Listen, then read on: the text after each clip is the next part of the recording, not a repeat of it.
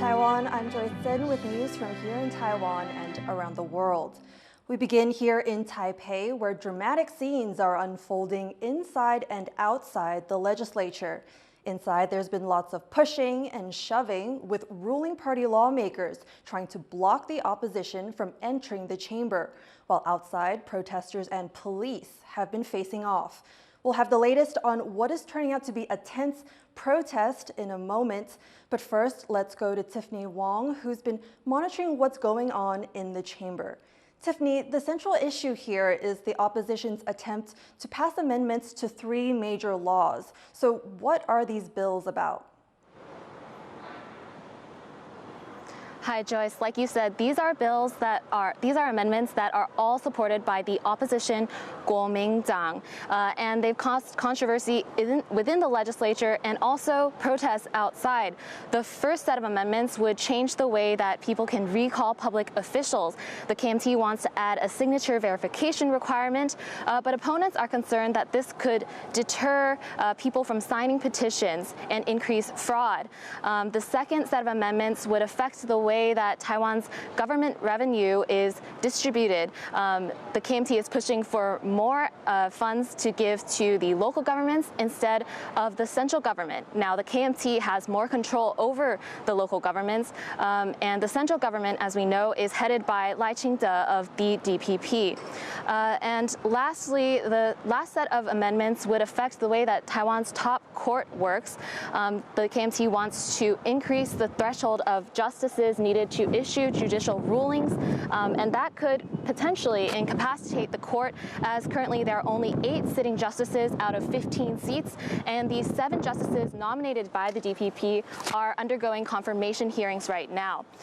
So this is all happening today, and discussions are finally underway after a very hectic morning, but it's looking to be a very long day for these lawmakers. This is not the first time we've seen huge clashes like this in the legislature this year. Is it always split between the KMT and DPP? That's right, Joyce. It's not really about these amendments here today. It's about the power between the DPP and the KMT here in the legislature. Ever since general elections earlier this year, we've now been in this unprecedented political situation here in Taiwan, where we have a president from one party presiding over a divided legislature. And so ever since February, we've seen increased clashes between the 2 parties, and the opposition Kuomintang only has a slight majority, and that's only with the help of the smaller Taiwan People's Party, and their support is not even guaranteed. So they've been using power plays like this. Earlier this week, we saw the KMT barricade another meeting room to discuss other amendments to the Recall Act, and they were able to push through a preliminary vote without any DPP members present. So opponents called this an obstruction of the legislative process, but as we can see today, this is a tactic that neither of the parties are above using to fight for what they want. Thank you, Tiffany. That was Tiffany Wong at the Legislative Compound. And now we go to Rick Lowert, who is live outside. Rick, protesters are on the street for a 3rd day in a row. They say the opposition are sidestepping democratic processes to force legislation through, and that China has a hand behind it. How's it looking there? Well, thousands of people are now gathering here outside Taiwan's legislature, protesting the actions of the main opposition parties inside. They've overtaken one of the main roads outside the legislative building, and there was a push from protesters to storm the legislature earlier before they were pushed back by police. Now, I'm joined by one of the protest's main organizers, Chen Ziyu. Chen, could you tell us, why are people gathering here today? We are here to protest against the 3 bills that are being passed right now in the legislature. The 3 bills, we think, is not only are they not well thought out, but they would also harm our democracy in a negative way, and we would not want our rights being deprived from us. So we stand here today, over 6,000 of us right now, taking on the streets on a demonstration to protest against the rights of our democracy. And the main opposition group, the Kuomintang or the KMT, they've said that their lawmakers are simply doing their job as legislators and that they're doing the job of democracy. What do you say to that? They are not doing their job, and nor are they practicing their job in a just way. They are blocking the doors of the meeting room, and they will not allow other legislators to enter into the meeting room to discuss about the bill, and they would only allow KMT legislators to go into the meeting room and to express their opinion. And this action allows only little to no room of deliberation of these three bills. And because these three bills' natures are harmful to our democracy, and so we think that these three bills should not be passed at all. So we are protesting against these now. And of course, the big factor here is China. This is what defines politics here in Taiwan. The main opposition parties want a closer relationship with China, whilst the main ruling party is wary of Beijing. And on the street here today, we've seen signs saying, "Don't let Taiwan become the next Hong Kong." Could you tell us about what the protesters here are concerned about when it comes to China? We hope that the public will understand that this is not merely a Taiwan's internal affairs issue. This is an assault on Taiwan's democracy from China. One of the main characters that we are protesting against today is Fu Kunqi. He is the leader of KMT. And Fu Kunqi went on a meeting with Wang Huning, which is one of the higher-ups of CCP, in April this year. After he came back, after Fu Kunqi came back from China, he proposed these three bills that are harmful to our democracy, and along with other proposals that would harm our democracy and that would deprive our rights from the Taiwanese people. And so it is clear that Fu Kunqi is acting as a proxy for the Chinese government, and we will not allow that to happen. So we are protesting against this. Thank you very much, Chen. So the numbers are growing larger here as the day goes on. Organisers saying they're prepared to stay here until midnight. They hope that as more and more people come out to protest, it will put more pressure on the lawmakers inside. Thank you, Rick. That was Rick Lauert outside the legislature. We'll have more updates on the events in Taipei throughout the day. A fire at a construction site has left at least 9 people dead and 8 injured in the city of Taichung. The exact cause of the fire is still under investigation, but as Chris Gorin reports, it's just one of several building fires in recent months. Smoke envelops the skies of central Taiwan. The source? A fire in the city of Taichung at an under-construction processing center for a major grocery chain. The fire left at least 9 people dead and 8 more injured. The first known death came when a construction worker jumped from the 3rd floor to escape the fire. 第一位患者主要是全身有一些熏黑的情况，以及双脚明显变形骨折的情形。经过急救之后，已经宣告死亡。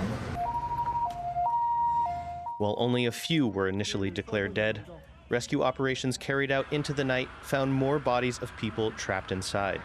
Investigators say the exact cause of the fire has yet to be determined, but initial findings point to sparks from welders falling down an open stairwell and igniting foam panels in the building's basement. 有员工在3楼做相关的金属切割，产生火花，然后掉到1楼的整个途径，我们今天还要再去做厘清的动作。The owner of the construction company working on the building took full responsibility. 造成社会这么多的不安，深感抱歉。那本公司也会针对受伤相关人员进行全力的抚恤跟照顾。公司绝对会负责到底。 The blaze adds to the list of major building fires in recent years, many in factories or warehouses, some resulting in dozens being killed. Taiwanese safety authorities say the construction company in this case could be fined up to $9,000 for each violation of its safety codes. But with so many building fires breaking out in the country, such fines may do little to bring comfort to victims' families or assuage fears of another disaster. John Su and Chris Gorin for TaiwanPlus. Wen-je has written a resignation letter to leave his position as the chair of the Taiwan People's Party. Ke is in custody as an investigation continues into alleged corruption during his time as Taipei mayor. A Taipei district court approved Ke's request to deliver his resignation letter to his party's Secretary General after it reviewed the contents. The TPP says it has not yet received the letter and that it will need to hold a meeting to decide on the next steps for the party. Taiwan's military has showcased some of the new technology it's using to train its airborne soldiers. Bryn Thomas went to a training session in southern Taiwan to find out how high-tech is being partnered with traditional methods to prepare troops for combat. Airborne soldiers play an important role in Taiwan's overall defense. They give the country the ability to attack behind enemy lines or reinforce positions here inside of Taiwan. We're down south in Pingtung County to find out how Taiwan's military is using technology like virtual reality to give its paratroopers the best chance to get to the ground safely and into the fight. 让每位官兵可以同时去操作，那设定不一样的伞型、天候、风向、风速以及紧急状况。 让每个官兵透过这样的模拟，那增加自己的跳伞经验，也让教官可以针对模拟之后，每个官兵在理解上有什么样的不同，做更精准的一个教育跟训练。好，跳出来了一个。Combining VR with drilling and tower jumps helps paratroopers get valuable experience in a controlled and comparatively safe environment. It also helps the Air Force to reduce wear and tear on its planes. 有不同的目标区，有潮州空降场，那有总统府。 那有2厅院，以及高雄的都会公园，还有我们近年在推行的水域跳伞的大鹏湾，这些场景可提供官兵做不同性质的一个训练。 But eventually, to become fully fledged paratroopers, the service people here have to take the plunge and jump from a real plane. VR 的体验是非常不错的，因为它其实就是模拟我们现地的这个。 空降场地形，然后周边的地形都有结合进去，所以在做模拟超伞训练的时候，刚好就是你用那个模拟器的这个部分，你可以去从空中去看我们跳伞的位置跟后面的一些走队形到着陆的部分都可以做训练到。 Now it's one thing to jump out of a plane on a sunny day in front of the media and another thing to jump into a war zone. But still, Taiwan's military hopes that by combining modern techniques with tried and true training, it will give its soldiers, its paratroopers, the tools they need to fight a war the country hopes will never come. Luffy Lee and Bryn Thomas in Pingtung for TaiwanPlus. With interest rates holding steady, the central bank plans to keep its credit control measures unchanged, reporting early success in reducing real estate transactions. 市场的这个上涨的预期性要让它扩张下来，有初步的一个效果。无自用住宅的一个购物贷款呢，占购置住宅贷款的比重呢，它也提升了，初步也有达到目标了。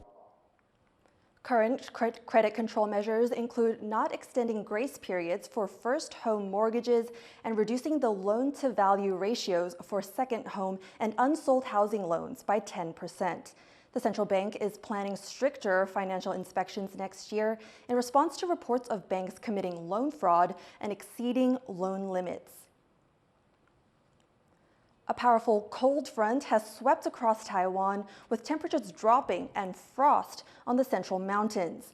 Temperatures at Yusan plummeted to -4.1 degrees Celsius, bringing a rare snowfall to Taiwan's highest peak. The Central Weather Administration says another wave of cold air will deepen the chill this weekend, but temperatures will warm up starting Tuesday. Thank you for watching What's Up Taiwan. You can visit the TaiwanPlus website or follow our social media for more of our stories. Before we go, we head to Finland for this year's Christmas greetings from Santa's Village. I'm Joyce, and take care and see you next time.